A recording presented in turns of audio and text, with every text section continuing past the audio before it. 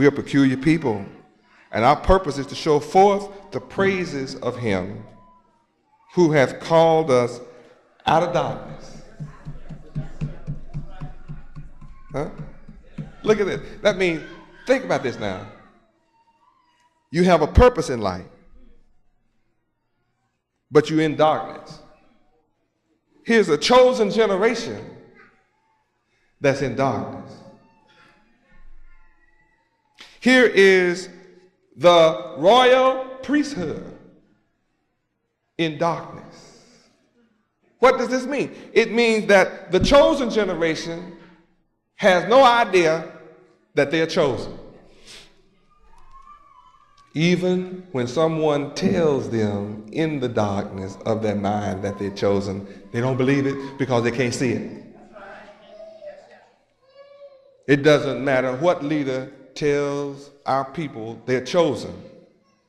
They hear the words. They wish they were, but they can't perceive it. They can't understand it. Because how could one remain in poverty while understanding they are the chosen of God who is present?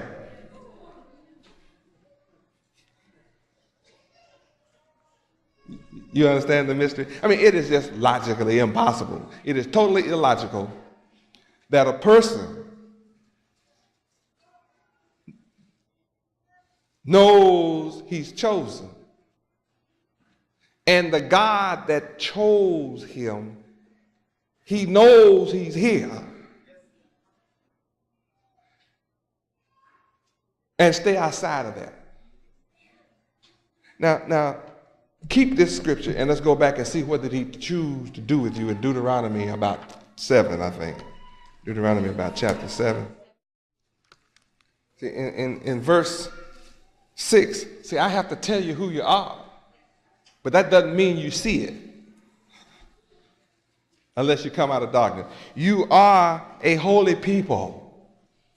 That's what 1 Peter chapter 2, verse 9 says. You are holy people. You are a holy people unto Yahweh your God. Yahweh your God has chosen you to be a special people. Look who chose you. You did not choose yourself. Your God chose you to be special. Why? Who for? For himself. You that hear my voice and love me, I chose you. That's how you hear and that's how you love me, is because I chose you. Above all people that are upon the face of the whole earth. Now, I didn't choose you in the next verse because you're more in number than the rest of the world. I didn't choose you because I didn't choose to love you. Notice I love you. See, huh? Now, there's another scripture in Deuteronomy, chapter 14. Let's look at what else I'm going to do for you that I chose. In verse 2, you are a holy people unto Yahweh your God. Yahweh has chosen you himself to be a peculiar people unto himself above all nations that are upon the face of the earth. In one scripture, I'll raise you high. Deuteronomy what? 26, verse 18. And Yahweh has avouched you this day, right now, to be his peculiar people as he has promised you, and that you should keep all his commandments to make you high above all nations which he has made. It doesn't matter who doesn't like it. In praise and in name and in honor, that you may be a holy people unto Yahweh your God, as he has spoken. Now who can stop this? I'm here, back now to 1 Peter. I'm here showing you the problem that my people have with this is not because they don't like this. They sit in darkness. And you can't read in darkness. When darkness is complete, it means absence of light. There's no light. How dark is dark. Here is a people that don't know they're the chosen generation. And other leaders have said, you're God's chosen people, but with 40,000 strong listening.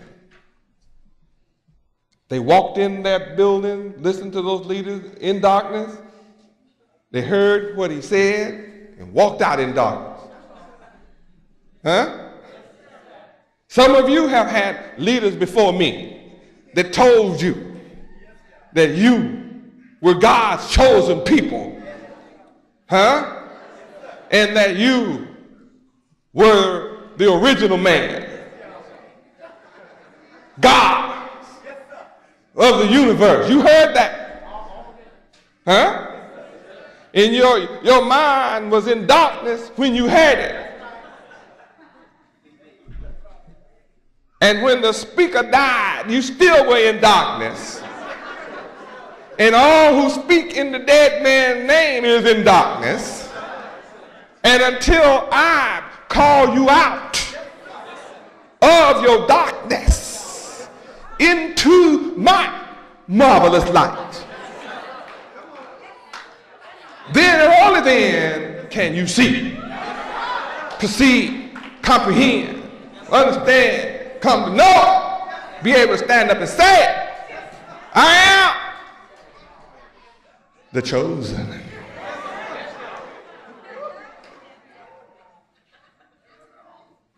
Here in 1 Peter chapter 2, verse 9, here's a royal priesthood sitting in darkness. Isn't that's frightening, isn't it? If you think about it on the dark side.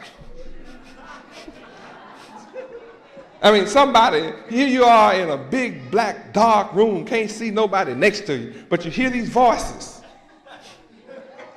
And these voices are saying, you are a royal priesthood. And you wonder, who's that talking? Who? Where's that voice? I don't seem very royal in this darkness. Ouch, ouch. Who's that hit me? Oh, who's that taking something from me? Ah. Somebody snatched my gold chain. Oh. You talking about I'm a royal priesthood and somebody stole my car. Ah. My wife is hollering out, somebody's raping me. Help! And I can't find out who it is. She's hollering, oh, oh, oh, and I can't get to her. Somebody's having her in the darkness, and you're upset, but you can't do nothing about it because you're in darkness. Frightening. Sitting in the dark. Voices telling you you're the royal priesthood. And you can't see. If you have eyes with which to see, but in the darkness you are as a blind man. People sitting in darkness know they need one thing. If they need anything, light. Because nobody wants to mistake urine for water. I'm thirsty. Somebody hand you a glass of urine. Drink this.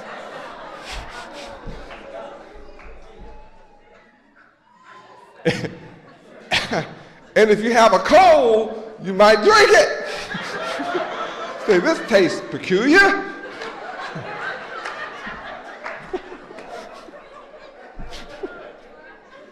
It's rough to be in darkness, boy. I mean, people take advantage of you in darkness.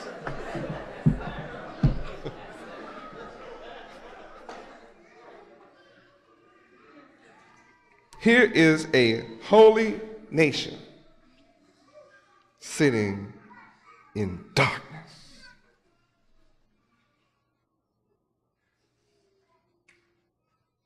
Here in verse 10 is a group of people that don't know they are people. Tonight is Saturday night, and it's a universal experience across America what our people are doing. Outside of this teaching, all of you know what's going on outside this teaching. Hell, confusion, hunger, suffering, tears, poverty, hunger, want, robbery, rape, murder, muggings, destruction, death, evil, continually, without cease. It's going on outside of this building, outside of this teaching right now. There's no peace, there's torment of mind. Torment. Somebody that yesterday said they love you, today they try to kill you. Someone that yesterday you washed their clothes, cooked the food, had children for them, and they said they love you, and today they try to kill you. That's what's going on outside of my teaching.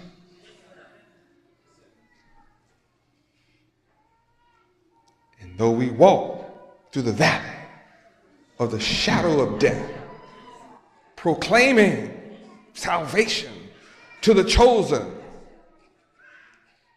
yet they demonstrate.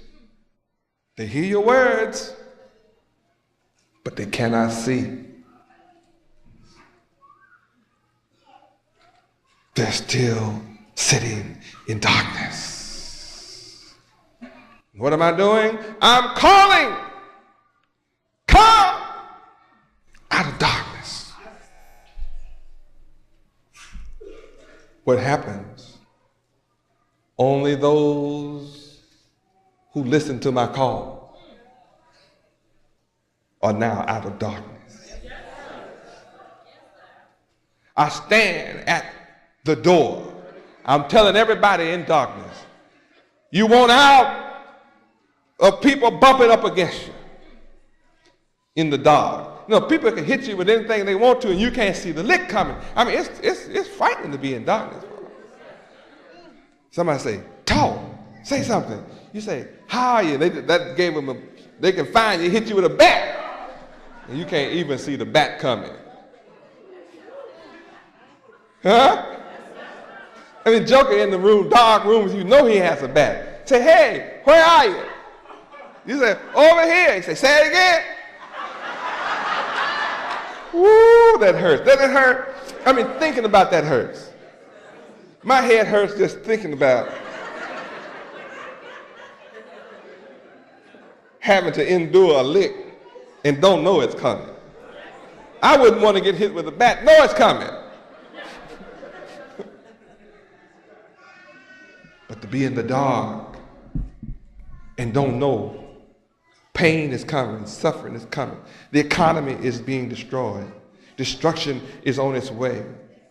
Bush means more of everything you got is getting ready to be taken from you. Only them that got shall get. And them that don't have, even that shall be taken away. More homelessness is coming. More farmers are going to lose their farms. More businesses are going out of business. More jobs are being lost. AT&T just fired 16,000 people.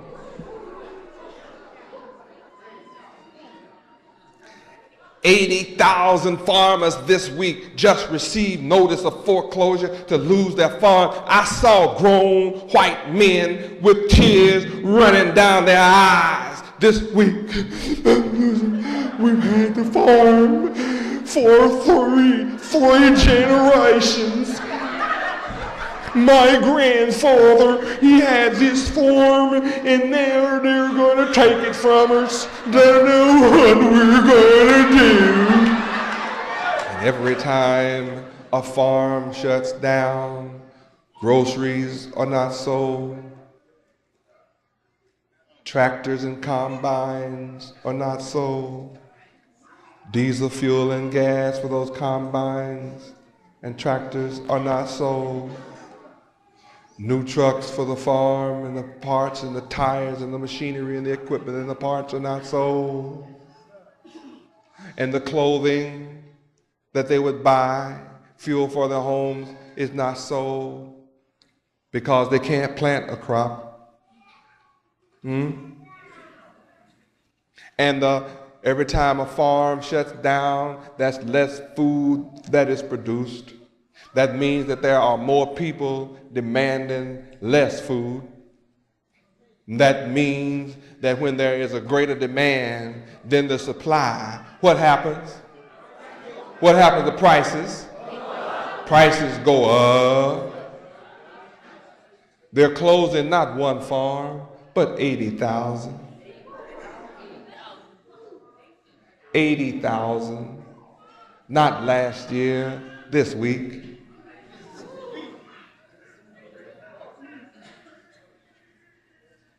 Even your boy, Jesse Jackson, was pleading with Bush.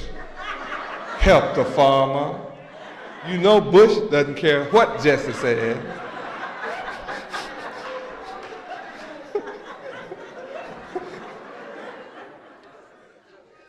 I told you 4 years ago they were going to elect Bush. You have to admit, I told you. Not that I call myself a prophet, I just told you. And I told you the burning bush in the day of Moses.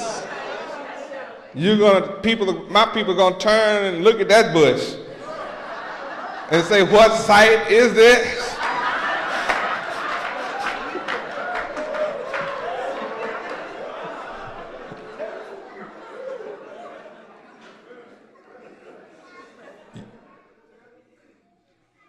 Bush has to trim $35 billion from the budget by law. Bush is going to grin while he cuts your Medicaid, your Medicare, your Social Security, and all you welfare queens, and you food stamp addicts. You don't believe in Yahweh, you will believe in Bush.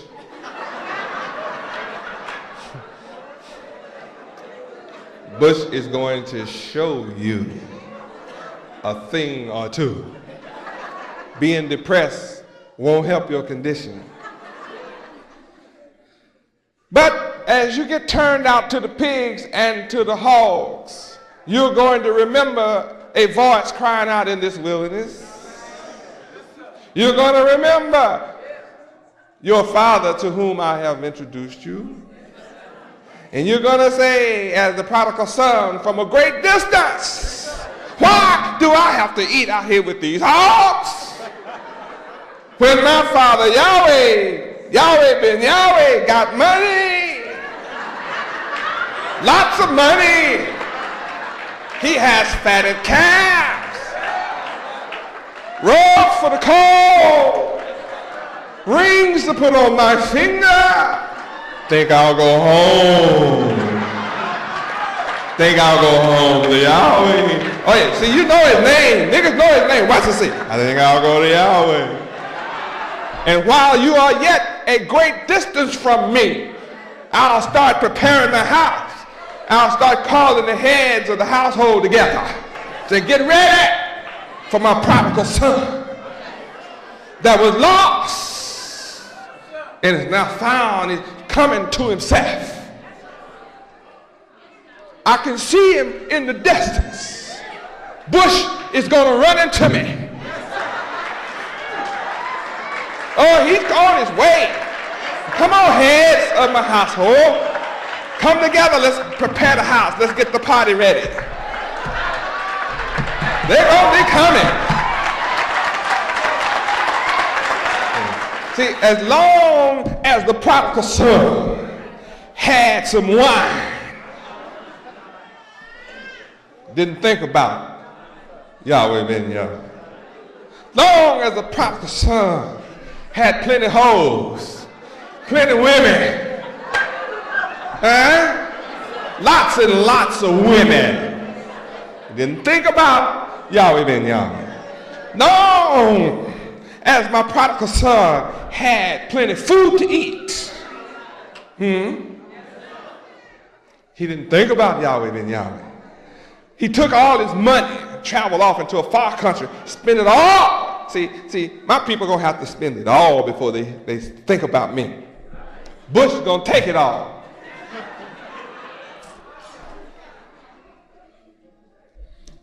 I may be sounding funny, but the prodigal son, when he wake up with the pigs, he'll understand. This is real. See, it looks like Yahweh is going to have to take all niggas' money. All of it. And I'm right here praying for all you niggas to lose it.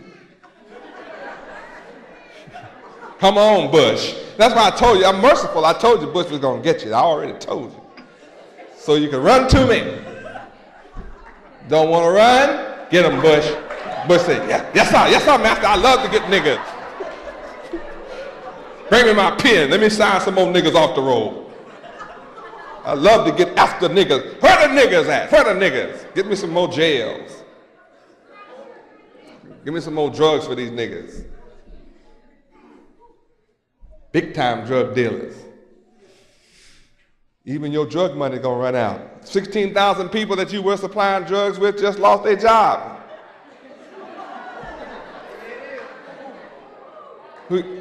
How you gonna sell them drugs? They want to sell now. All of y'all can't sell drugs. Somebody has to work.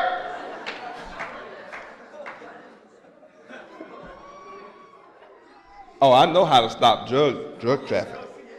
I'm going to stop it all. Don't worry. When I dry up the jobs, what you gonna buy drugs with?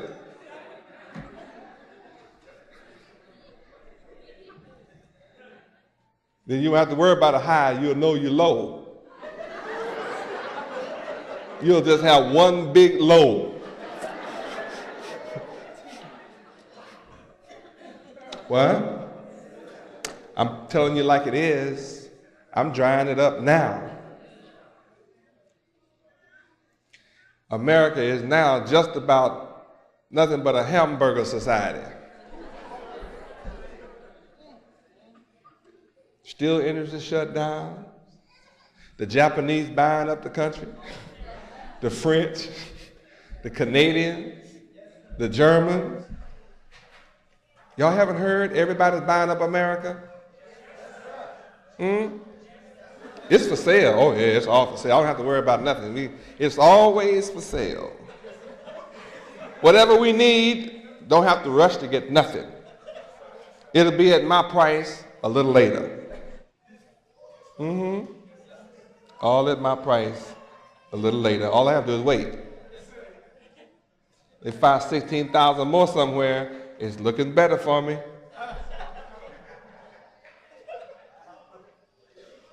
Oh, Yahweh. What am I doing? Preparing a house for my people. Preparing a place of refuge in the time of trouble. Because see, the time of trouble is upon us. You were not a people in the past. You had no mercy in the past. Now you're a people. Now you have mercy. And I'm calling my people out of darkness into my marvelous light. And my light is marvelous. It's a beautiful light.